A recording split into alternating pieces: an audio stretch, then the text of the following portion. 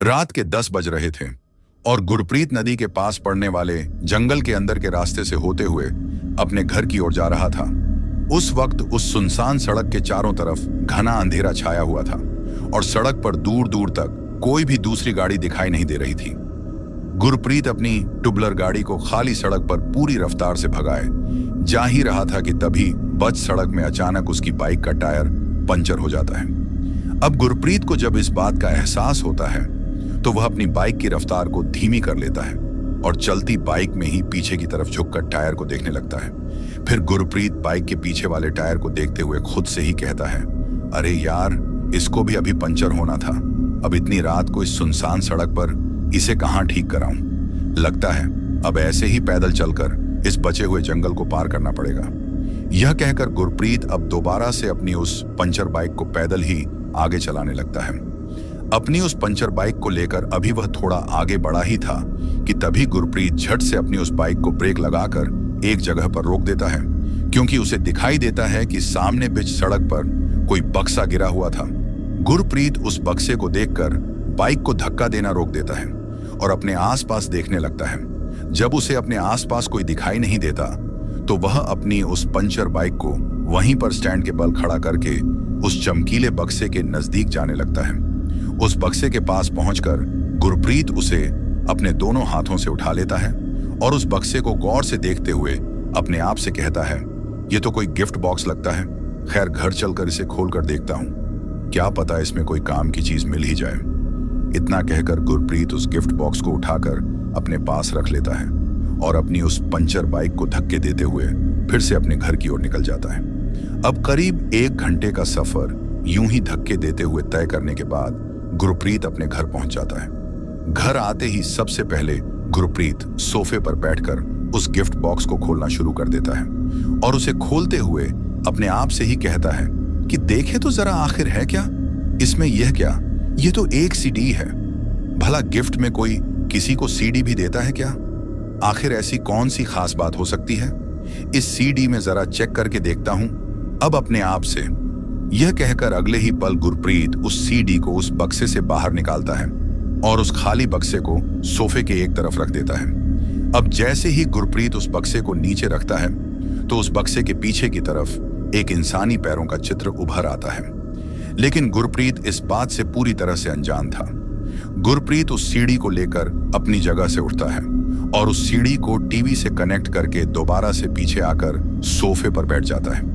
फिर गुरप्रीत रिमोट से प्ले का बटन दबा देता है और जैसे ही गुरप्रीत रिमोट से प्ले का बटन दबाता है तो उस सीडी के अंदर जो कुछ था वह उस टीवी के अंदर एक वीडियो के रूप में स्टार्ट हो जाता है। टीवी में दिखाया जाता है कि एक कार जंगल की एक सुनसान सड़क से होते हुए कहीं चली जा रही थी।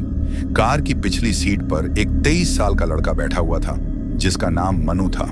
उस कार को एक श्याम नाम का लड़का ड्राइव कर रहा था और उसकी बगल वाली सीट पर एक कोमल नाम की लड़की बैठी हुई थी। ये तीनों कॉलेज के टाइम के दोस्त थे, लेकिन आज कई दिनों बाद इनकी आपस में मुलाकात हुई थी, इसलिए वह आज के दिन को सेलिब्रेट करने के लिए श्याम के फार्म हाउस पर जा रहे थे। पिछले 30 मिनट से उनकी गाड़ी जंगल के रास्ते को पार करने में लगी हुई थी, लेकिन जंगल का वह रास्ता खत्म होने का नाम ही नहीं ले रहा था। इसलिए मनु काफी परेशान हो जाता है और वह एक रूखी सी आवाज में श्याम से पूछता है कि अरे यार श्याम, तेरा ये फार्म हाउस कब आएगा? तो श्याम उससे कहता है कि बस यार, अभी थोड़ा ही दूर है, तू टेंशन मत ले, हम 12 बजने से पहले पहुंच जाएंगे। अभी श्याम ने इतना बोला ही था कि तभी बीच में ही मनु बोल पड़ता है कि कैसे टेंशन ना लो यार, एक तो आज अमावस्या है और ऊपर से ये जंगल जो खत्म होने का नाम ही नहीं ले रहा है। अब तू ही बता, मैं कैसे टेंशन ना लूं? मनु की बातें सुनकर कोमल उसका मजाक उड़ाते हुए उसे कहती हैं कि कितना फट्टू है बे तू मनु, बात बात पर घबराने की तेरी आदत आज तक गई नहीं है। अब कोमल की यह बात कर सुनकर मनु उससे चिढ़ते हुए उसे कहता है कि मैं कोई घबरा नहीं रहा हूं, बड़े बुजुर्गों ने जो बातें कही हैं मैं बस वही बता रहा हूं, इसलिए मैं थोड़ा चिंतित हूं, बस और कुछ नहीं। मनु की बातें सुनकर कोमल उसकी चिंता को दूर करने के लिए उसे कहती हैं कि मनु, हम जवान लोगों में कहां तू इन बड़े बुजुर्गों की बातों को लेकर आ रहा है। चिल मार यार, जस्ट एंजॉय। अब मनु और कोमल आपस में बातें कर ही रहे थे कि तभी श्याम जोर से गाड़ी का ब्रेक दबाकर गाड़ी को रोक देता है। गाड़ी को यूं अचानक से रोकता देख मनु और कोमल दोनों श्याम की ओर देखते हुए उससे सवाल करते हैं, क्या हुआ श्याम, गाड़ी क्यों रोक दी? तो श्याम उन दोनों से कहता है कि वो वहां सामने देखो, शायद वहां पर कुछ है। श्याम की बात सुनकर कोमल और मनु दोनों ध्यान से आगे सड़क पर देखने लग जाते हैं। जब वह दोनों ध्यान से आगे सड़क पर गाड़ी के सामने वाले शीशे से देखते हैं तो उन्हें दिखाई देता है कि सड़क के बिल्कुल बीचों बीच एक बक्सा रखा हुआ था। तभी कोमल उस बक्से को गौर से देखते हुए कहती हैं कि लगता है कोई बक्सा है, लेकिन इसे यूं इस तरह से बीच सड़क पर कौन रखकर गया होगा कि बात सुनकर श्याम कहता है कि तुम दोनों यही रोको, मैं देख कर आता हूं। इतना कहकर श्याम गाड़ी से नीचे उतर जाता है और काफी ध्यान से अपने अगल बगल में देखते हुए उस बक्से के नजदीक जाने लगता है। एक एक कदम बढ़ाते हुए वह उस बक्से के पास पहुंच जाता है। जैसे ही वह उस बक्से के पास में पहुंचता है तो वह उसको अपने हाथों में उठा लेता है और उसे लेकर दोबारा से गाड़ी के पास आ जाता है। अब उस बक्से को लेकर वह गाड़ी में बैठ जाता है। तभी कोमल उस बक्से को देखते हुए श्याम से कहती हैं कि श्याम, यह तो कोई गिफ्ट बॉक्स लगता है, मैं जरा इसे खोल कर देखती हूं। तो श्याम उससे कहता है कि नहीं, यहां पर मत खोलो, हम फार्म हाउस पर चलते हैं, वहां पर जाकर देखेंगे कि इसमें क्या है। इतना कहकर श्याम गाड़ी को दोबारा से स्टार्ट करता है और वह तीनों फार्म हाउस की ओर बढ़ने लगते हैं। अब गुरप्रीत टीवी के अंदर चल रहे इस वीडियो को पोज कर देता है और सोचने लगता है कि बड़ी ही अजीब बात है इस वीडियो में। जिस तरह से इन लोगों को इस सुनसान सड़क से एक बक्सा मिला है, मुझे भी ठीक ऐसा ही एक बक्सा मिला। आखिर यह चक्कर क्या है? अब एक तरफ गुरप्रीत अपनी सोच में डूबा हुआ था तो वहीं उसके बगल में पड़े उस खाली बक्से के पीछे की इंसानी आकृति अब कमर तक दिखने लगी थी। साथ ही उस तस्वीर में एक हाथ भी दिखाई दे रहा था जिसने अपनी मुट्ठी में एक तलवार पकड़ी हुई थी। लेकिन गुरप्रीत का उस खाली बक्से से और उभरती हुई उस रहस्यमयी तस्वीर की ओर बिल्कुल भी ध्यान नहीं था। अब कुछ देर बाद गुरप्रीत अपनी सोच से बाहर आता है और खुद से कहता है कि छोड़ो यार, मैं इतना क्यों सोच रहा हूं, हो सकता है इस वीडियो में आगे अपने आप ही मुझे मेरे सारे सवालों के जवाब मिल जाएं। अब अपने आप से यह कहते हुए गुरप्रीत दोबारा से प्ले का बटन दबा देता है और टीवी के अंदर की वीडियो दोबारा से स्टार्ट हो जाती है। अब श्याम, मनु और कोमल वो तीनों कुछ समय बाद श्याम के उस फार्म हाउस पर पहुंच जाते हैं। उस वक्त उन तीनों के अलावा उस फार्म हाउस पर और कोई भी नहीं था। वह तीनों घर के अंदर जाते हैं और हॉल में बैठकर सबसे पहले उस बक्से को खोलने लगते हैं।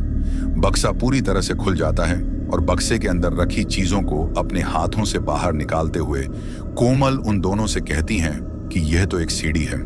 उस सीढ़ी को देखकर श्याम और मनु दोनों ही हैरान रह जाते हैं। वो तो यह सोचने लगते हैं कि आखिर कोई किसी को गिफ्ट में सीडी क्यों देगा। तभी श्याम कोमल के हाथ से वह सीडी ले लेता है और मनु को देते हुए कहता है कि मनु, एक काम कर, इसे टीवी से कनेक्ट कर देखे तो जरा इसमें आखिर क्या है। तभी मनु श्याम से कहता है कि हाँ भाई, तू बिल्कुल सही कह रहा है, ला इसे मुझे दे, अभी प्ले करता हूं। इतना कहकर मनु अपनी जगह से उठता है और उस सीडी को टीवी से कनेक्ट कर देता है। सीडी को टीवी से कनेक्ट करते ही के अंदर वीडियो शुरू हो जाता है। अब जैसे जैसे टीवी के अंदर का वह वीडियो आगे बढ़ता है वैसे वैसे ही श्याम, मनु और कोमल इन तीनों की हालत खराब होने लगती है। डर के मारे उन तीनों के माथे से पसीना निकलने लगता है, साथ ही उनके हाथ पैर कांपने लगते हैं और उनकी दिल की धड़कनें भर जाती हैं। उस वक्त वह इतना डर गए थे कि वह अपनी जगह से उठ तक नहीं पा रहे थे। डर के मारे वो तीनों एक ही जगह पर जम चुके थे।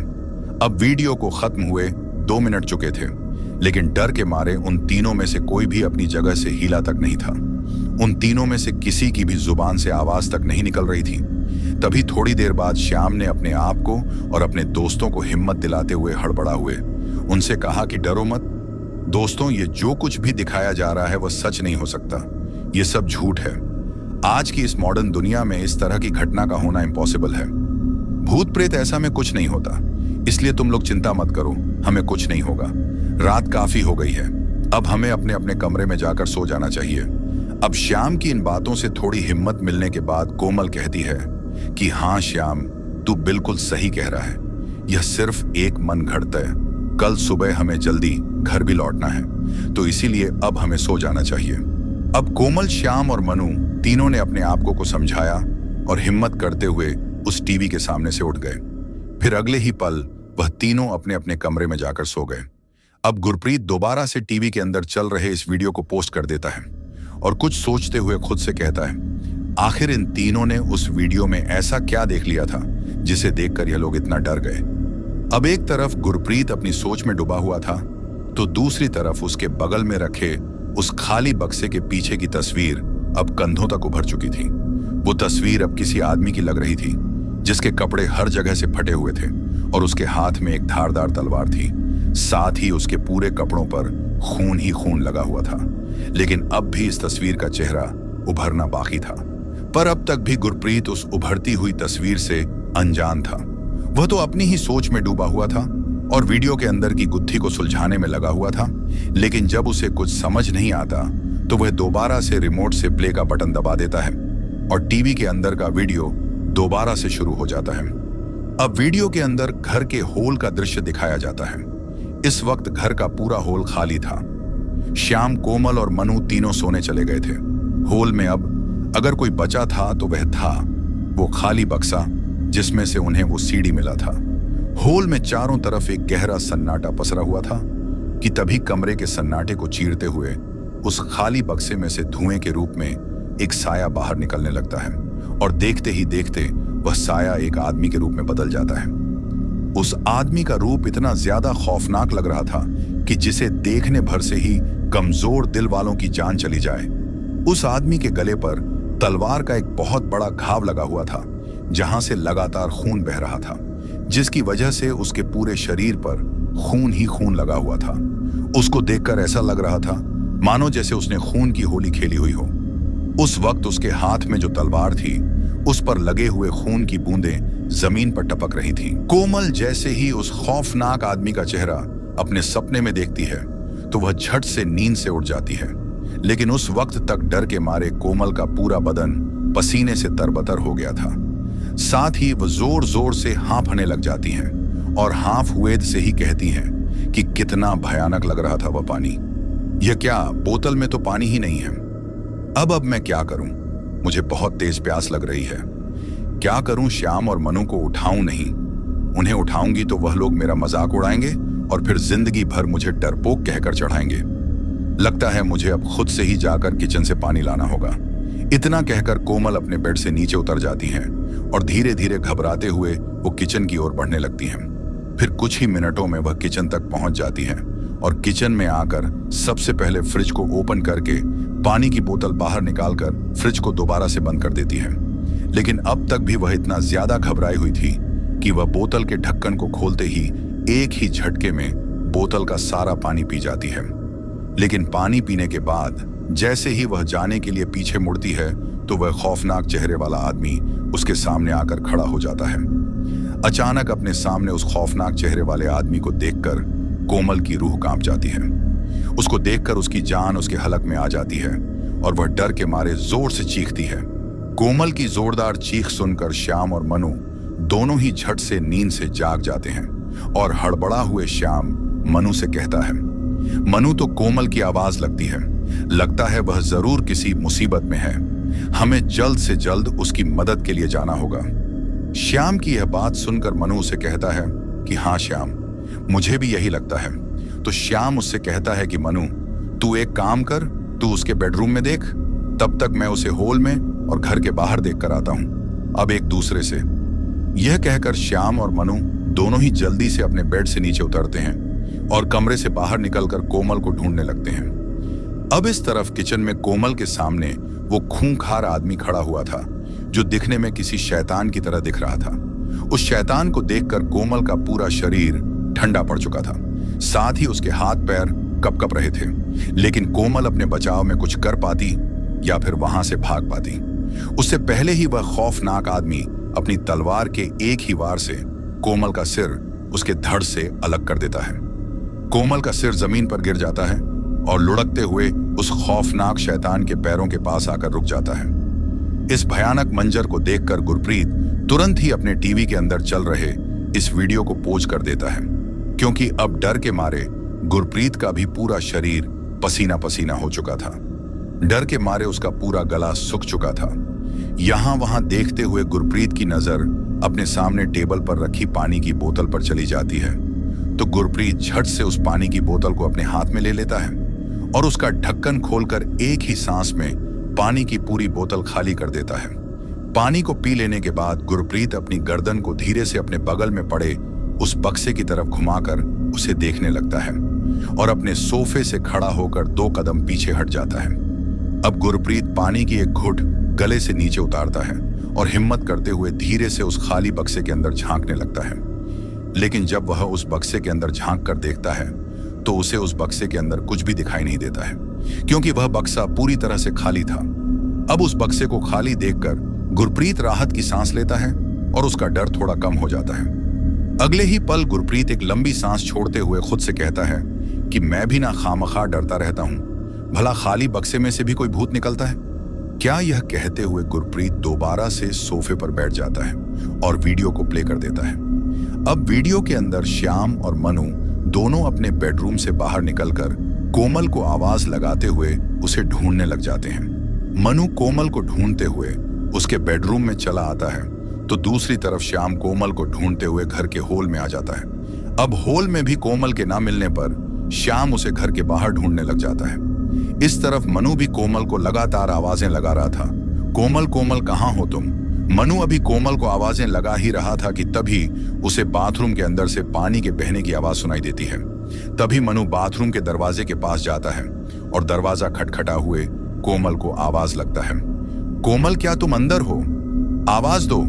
कोमल मनु जैसे ही दरवाजे को और थोड़ा जोर लगाकर खटखटा आता है तो बाथरूम का दरवाजा अपने आप ही खुल जाता है। अब उस बाथरूम के दरवाजे के खुलने पर जब मनु बाथरूम के अंदर झांक कर देखता है तो अंदर का दृश्य देखकर मनु हैरान रह जाता है, क्योंकि उस वक्त उस बाथरूम में कोई भी नहीं था।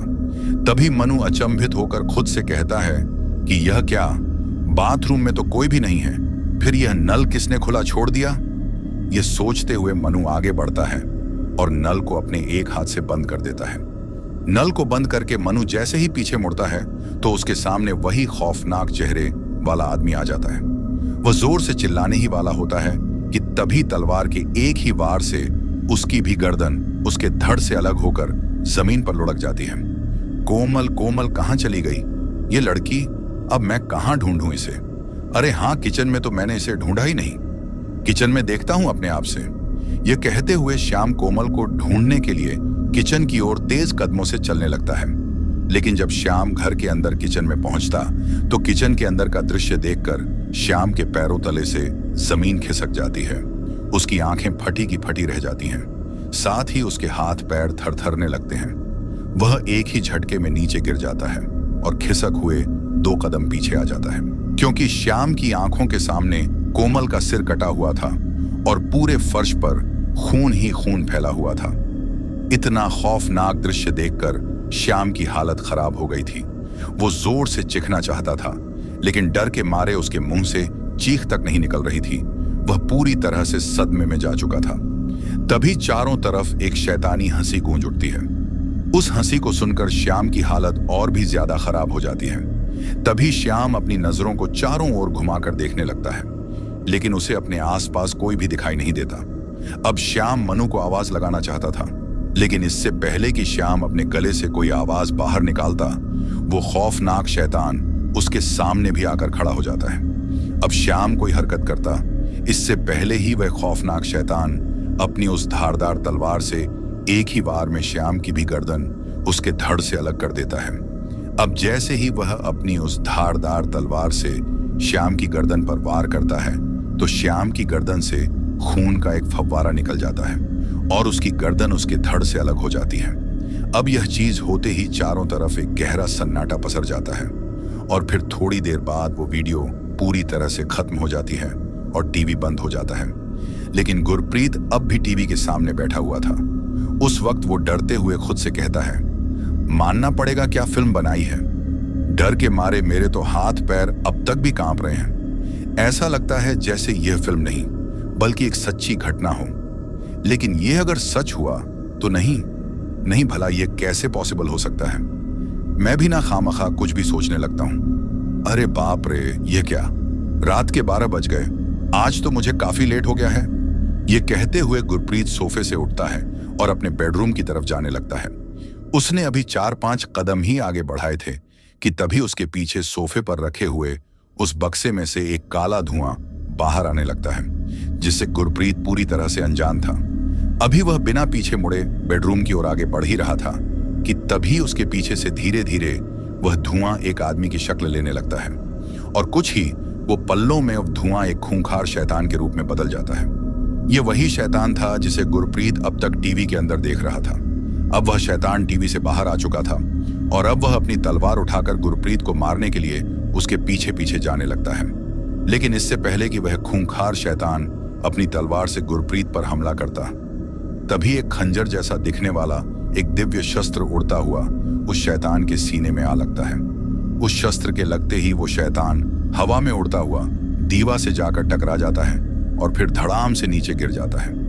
उस दिव्य शस्त्र के प्रभाव से उस शैतान का शरीर अब धीरे धीरे जलना शुरू हो जाता है। लेकिन उस वक्त जोर जोर से चीखने के साथ साथ वह शैतान यह सोचने लग जाता है कि उसके साथ यह हो क्या रहा है। तभी चारों एक हंसी गूंज उठती है और उस हंसी के साथ एक गर्जना भरी आवाज आती है, शिकारी आज खुद शिकार हो गया।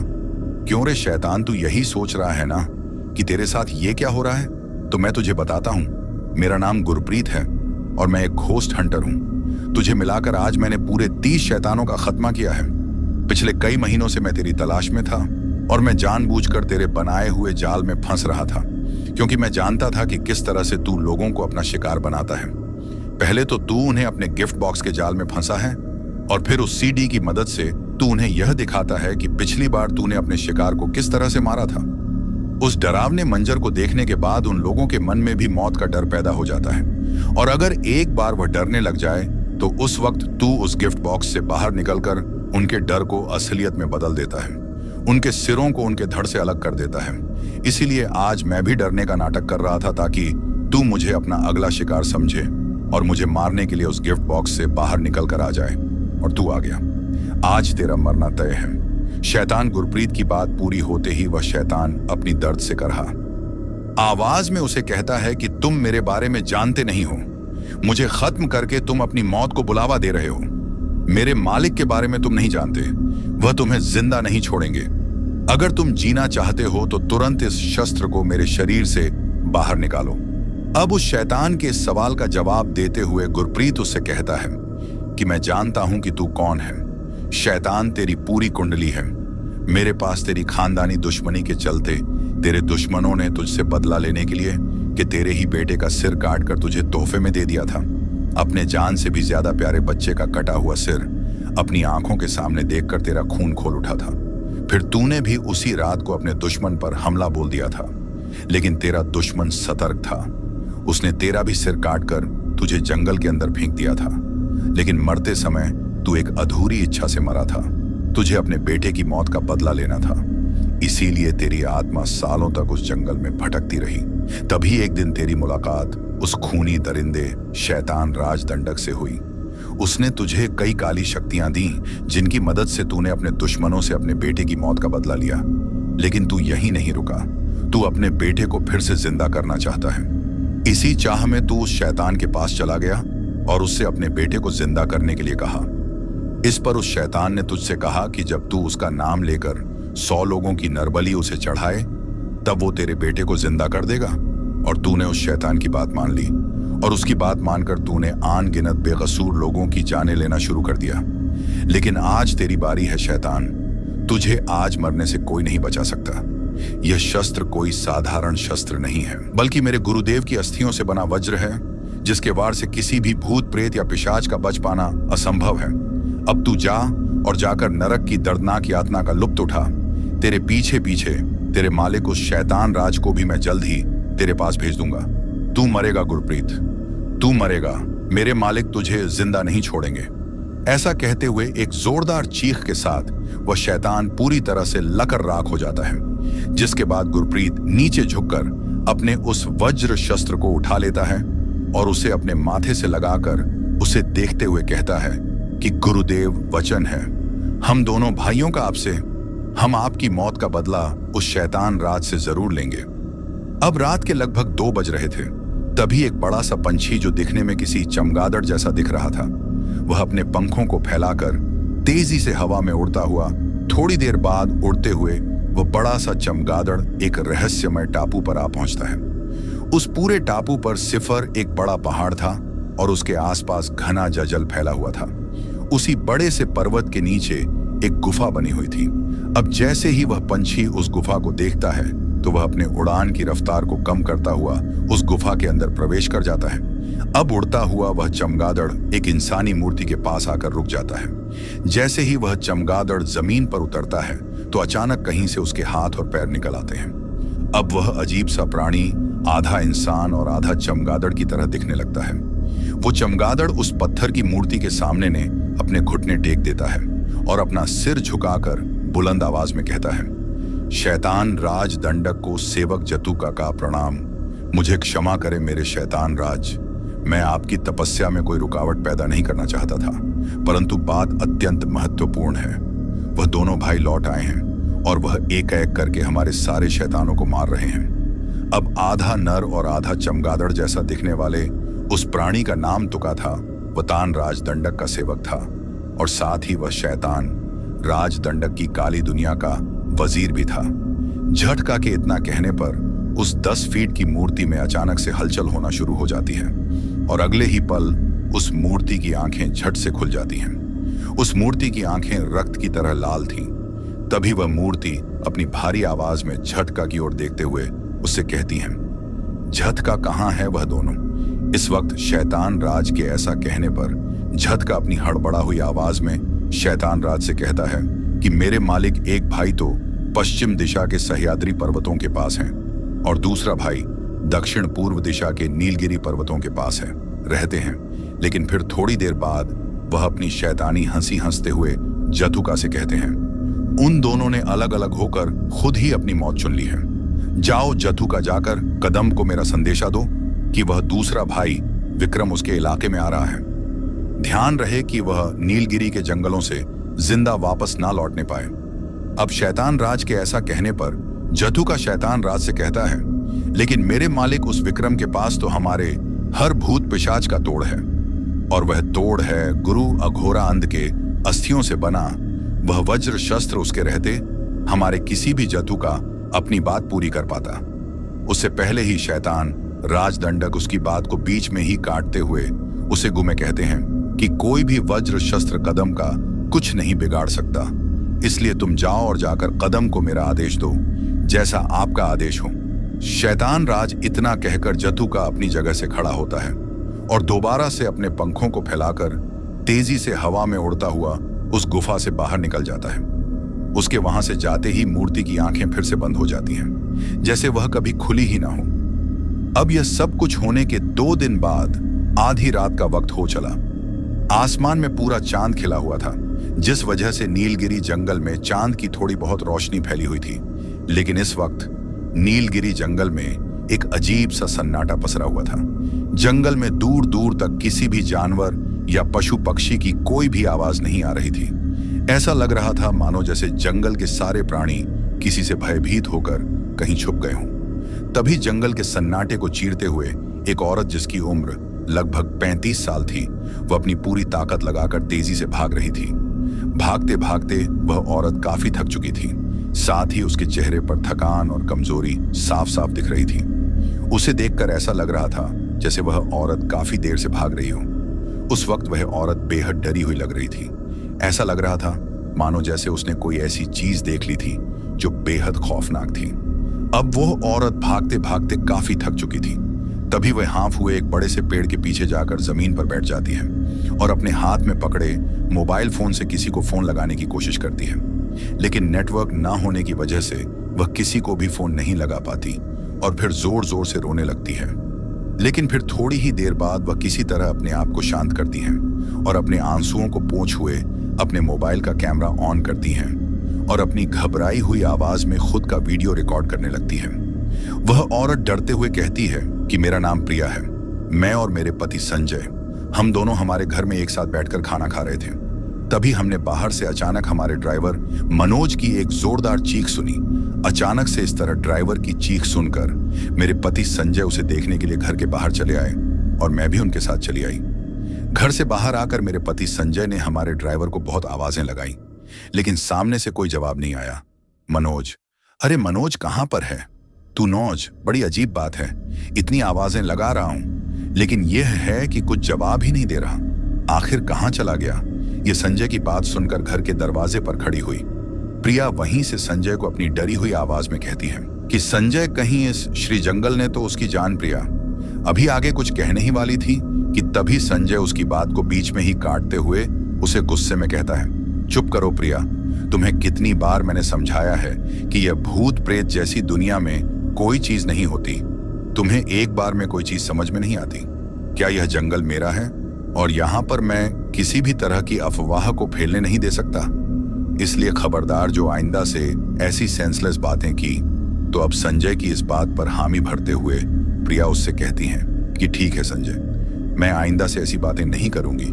लेकिन मनोज वो इतनी रात गया कहाँ प्रीति? यह बात सुनकर संजय उसे कहता है कि वही तो मुझे भी समझ में नहीं आ रहा कि आखिर यह गया तो गया कहाँ, 1 मिनट उन झाड़ियों के पास क्या है? यह कहकर संजय की यहां वहां देखते हुए नजरें झाड़ियों के पास गिरे हुए जूतों पर चली जाती हैं। संजय धीरे से उन जूतों के पास जाने लगता है, लेकिन तभी संजय को झाड़ियों की तरफ जाता देख प्रिया उसे रोकते हुए कहती हैं कि नहीं संजय, वहां मत जाओ, मुझे कुछ ठीक नहीं लग रहा है। इस पर संजय पीछे देखे बिना ही अपना हाथ हिलाकर प्रिया से कहता है, तुम चिंता मत करो, मुझे कुछ नहीं होगा, तुम यही रुको, मैं देखकर आता हूं कि वह क्या है। इतना कहकर संजय सावधानी से आगे बढ़ते हुए झाड़ियों के नजदीक जाने लगता है। लेकिन जब संजय झाड़ियों के नजदीक पहुंचता है तो अपने सामने का नजारा देखकर उसकी आंखें फटी की फटी रह जाती हैं। उसके हाथ पैर थरथरा लगते हैं।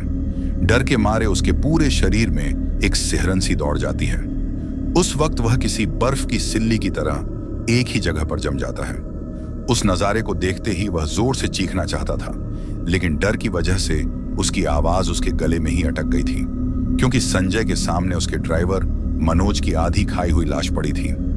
ड्राइवर का कमर से ऊपर का शरीर किसी ने बेहद ही अजीब तरीके से चबा चबा कर खाया हुआ था। उस वक्त उसके पेट की सारी संगीत अतड़प्पा न पर खून ही खून पसरा हुआ था। अपने सामने इतना भयानक दृश्य देखकर संजय का पूरा शरीर अजीब तरीके से कांपने लग गया था। अब संजय को यूं एक ही जगह पर खड़ा देखकर प्रिया उसे पीछे से आवाज लगाती है, संजय संजय क्या हुआ, क्या है वहां पर? अब प्रिया की आवाज सुनकर संजय जैसे थोड़ा होश में आ जाता है। वह उल्टे पैरों से वहां से भागने की कोशिश करता है, लेकिन लड़खड़ाते हुए वो नीचे गिर जाता है। संजय को यूं अचानक नीचे गिरता देख प्रिया को धक्का सा लगता है। वह जोर से चिल्लाती है और दौड़ते हुए संजय के पास पहुंचकर उसे उठाने की कोशिश करने लगती है। संजय, तुम्हें क्या हो गया? संजय, तुम इतने घबरा क्यों रहे हो? क्या है वहां पर? इस पर संजय ने घबराकर रोते हुए प्रिया से कहा, भागो प्रिया, भागो, यहां से भागो। यहां पर जरूर कोई आदमखोर जानवर है। उसने हमारे ड्राइवर की जान ले ली है, इस पहले कि वह हमारी भी जान ले ले। भागो यहां से। अभी संजय ने इतना कहा ही था कि तभी उसे थोड़ी ही दुर्ग नहीं, झाड़ियों में से किसी भयानक जानवर की हुंकार सुनाई देती है। उस आवाज को सुनकर संजय और प्रिया दोनों की जान हलक में आ जाती है। वह दोनों जल्दी से अपनी जगह से खड़े होते हैं और वहां से घर की ओर भागने लगते हैं। भागते भागते वह घर के आंगन तक पहुंच चुके थे और अगले ही पल वह दोनों घर के अंदर दाखिल होने ही वाले थे कि तभी पीछे से कोई विशाल शरीर वाला जानवर आकर संजय पर पीछे से हमला कर देता है और उस पर झपट्टा मारकर उसे घर के अंदर ले जाता है। जैसे ही यह चीज होती है तो प्रिया डर के मारे जोर चिकती है और 2 कदम पीछे हट जाती है। अब वो विशालकाय जानवर और संजय दोनों ही उस वक्त घर के होल में आ चुके थे। संजय जमीन पर गिरा पड़ा था और उसके ठीक सामने वह महाभयंकर जानवर खड़ा था। उस जानवर की कायाकल्प को देखकर डर के मारे उसका पूरा शरीर कांप उठा था। उस खूंखार जानवर की लंबाई लगभग 8 फीट और चौड़ाई 4 फीट थी। उसके पूरे शरीर पर लंबे लंबे काले बाल थे, साथ ही उसकी आंखें पूरी खून की तरह लाल थीं और उसके 2 लंबे पैने दांत बाहर की ओर निकले हुए थे, जिन पर इंसानी मांस का टुकड़ा लटका हुआ था और साथ ही खून की बूंदें नीचे जमीन पर टपक रही थीं। उस खूंखार जानवर का वह खौफनाक रूप देखकर संजय की बोलती बंद हो गई थी। वो समझ गया था कि आज उसकी मौत तय है। तभी उसने बाहर हुई खड़ी प्रिया की तरफ देखा और हकला हुए उसे कहा, भागो प्रिया, भागो यहां से। अब उस वक्त तक भी प्रिया बाहर खड़ी होकर यह सारा नजारा देख रही थी। वह अंदर जाकर संजय को बचाना तो चाहती थी, लेकिन उस खूंखार जानवर के रूप को देखकर वह अंदर तक सहम चुकी थी। डर के मारे उसके हाथ पैर वहीं जम चुके थे। वो चाहकर भी कुछ नहीं कर पा रही थी। अभी संजय अंदर से प्रिया को आवाजें लगा ही रहा था कि तभी वह जानवर छत की तरफ देखते हुए एक जोरदार दहाड़ मारता है और अगले ही पल अपने बड़े से पैने दांत बाहर निकालकर संजय की गर्दन में घुसे देता है और एक ही झटके में संजय के सिर को उसके धड़ से उखाड़कर अलग करके अपने दांतों तले चबाने लग जाता है। जैसे ही यह चीज हुई तो संजय की गर्दन से एक खून का फव्वारा निकल आता है। अब अपनी ही आंखों के सामने अपने ही पति की इतनी भयंकर मौत देखकर प्रिया जोर से चीख उठती है और वह वहां से जंगल की ओर भागने लगती है। दोस्तों, ये थी हमारी आज की कहानी। अब तक की यह कहानी आप लोगों को कैसी लगी, ये आप मुझे कमेंट बॉक्स में कमेंट करके बताना। ये इस कहानी का पार्ट 1 था। अगर अब तक की यह कहानी आप लोगों को अच्छी लगी है और आप इस कहानी का पार्ट 2 सुनना चाहते हैं तो जितना ज्यादा हो सके उतना ज्यादा आप मुझे कमेंट बॉक्स में पार्ट 2 लिखकर कमेंट करो।